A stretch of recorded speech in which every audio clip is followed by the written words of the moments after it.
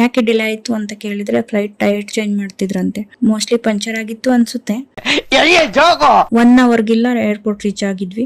ಈ ಕಡೆಯಿಂದ ಫ್ಲೈಟ್ ಇದ್ದಿದ್ದು ಟರ್ಮಿನಲ್ 1ರಿಂದ. ಸೊ ಫೋಟೋಸ್ ವಿಡಿಯೋಸ್ ಅಂತ ಟೈಮ್ ವೇಸ್ಟ್ ಮಾಡದೆ ಬೋರ್ಡಿಂಗ್ ಪಾಸ್ ಪ್ರಿಂಟ್ ತಗೊಂಡು ಒಳಗಡೆ ಎಂಟ್ರಿ ಆದ್ವಿ.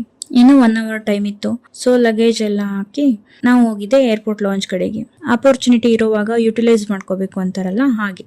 ಲಾಂಚ್ ಆಕ್ಸಿಸ್ ಕಾರ್ಡ್ ಇರೋವಾಗ 2 ರೂಪೀಸ್ ಊಟ ಮಿಸ್ ಮಾಡ್ಕೋಬಾರ್ದು ಅಂತ ಹೊರಟ್ವಿ. ಪ್ಲೇಟ್ ತಗೊಂಡು ಬ್ಯಾಟಿಂಗ್ ಸ್ಟಾರ್ಟ್ ಮಾಡಿದ್ವಿ. 2 types of pasta, variety of chicken, salads, veg ಅಲ್ಲೂ ಅಷ್ಟೇ ಬೇರೆ ಬೇರೆ ವೆರೈಟೀಸ್ ಕೂಡ ತುಂಬಾ ಇತ್ತು. ಸ್ವೀಟ್ಸ್, ಜ್ಯೂಸ್ ಅಂತ ತುಂಬಾ ವೆರೈಟೀಸ್ ಇತ್ತು. ಹಾಗೆ ನಾವು ಸ್ವಲ್ಪ ಪಾಸ್ತಾ, ಚಿಕನ್ ಎಲ್ಲ ತಗೊಂಡು ಬೇಗ ಬೇಗ ಊಟ ಮುಗಿಸ್ಕೊಂಡು, ಏರ್ಪೋರ್ಟ್ ಫುಡ್ ಬೇರೆ ಟೇಸ್ಟ್ ಹೇಗಿರುತ್ತೋ ಏನೋ ಅಂತ ಅನ್ಕೊಂಡಿದ್ವಿ. ಆದ್ರೆ ನಮ್ಮ ಎಕ್ಸ್ಪೆಕ್ಟೇಷನ್ಗೂ ಮೀರಿ ಚೆನ್ನಾಗಿತ್ತು. ಊಟ ಮುಗಿಸ್ಕೊಂಡು ಫ್ಲೈಟ್ ಟೈಮ್ ಆಗಿತ್ತು ಅಂತ ಬೋರ್ಡಿಂಗ್ ಗೇಟ್ ಕಡೆಗೆ ಬಂದ್ವಿ. ಆದ್ರೆ ಅಲ್ಲಿ ಬಂದು ನೋಡಿದ್ರೆ ಫ್ಲೈಟ್ 1 ಅವರ್ ಡಿಲೇ ಆಗಿತ್ತು.